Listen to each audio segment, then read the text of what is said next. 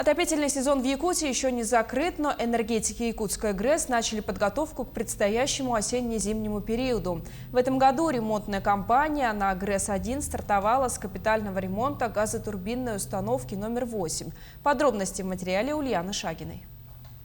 Дефектоскопия гребней и ротора турбины – одна из трудоемких работ в рамках капитального ремонта. Задача специалистов – найти даже самые мелкие трещины или поверхностные дефекты, которые впоследствии могут привести к поломке турбины. Это цветная дефектоскопия, трехступенчатая. Первый пенетрант, очиститель, проявитель. То есть он наносится поочередно, протирается, получаем результат. Там получается индикаторные следы.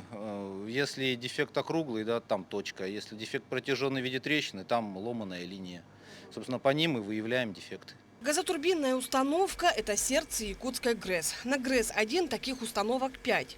За счет мощностей ГРЭС-2 и Якутской ТЭЦ вырабатываемым электричеством удается обеспечить не только жителей столицы, но и центрального энергорайона. На сегодняшний год в рамках ОЗП отопительно-зимнего периода у нас запланировано капитальные ремонты ГТО-8, ГТО-2, также основного оборудования и вспомогательного.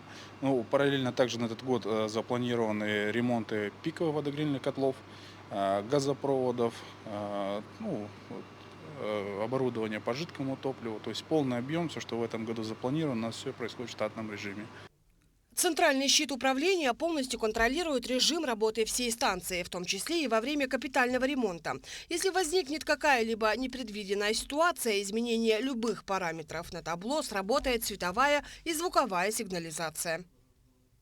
Следим, контролируем параметры за каждым турбоагрегатом, показания частоты, напряжения, нагрузки на станции. То есть отвлекаться тут вообще нельзя, да? Нет, нельзя. Полностью нужно сидеть Да, абсолютно внимательно должны контролировать параметры. Работы на 8-й газотурбинной установке будут проводиться до начала мая. Далее по графику в капитальный ремонт будет выведена газотурбинная установка номер 2. Ремонтная кампания не сказывается на энергосбережении потребителей. Это очень стратегическая задача. И, соответственно, мы разработали на этот год все планы, графики ремонтов, соответственно, заключили договора с подрядными организациями, и будет работа производиться на 2 станциях, на ГРЭС-1 и ГРЭС-2. Это полностью охватывает все оборудование, ремонт.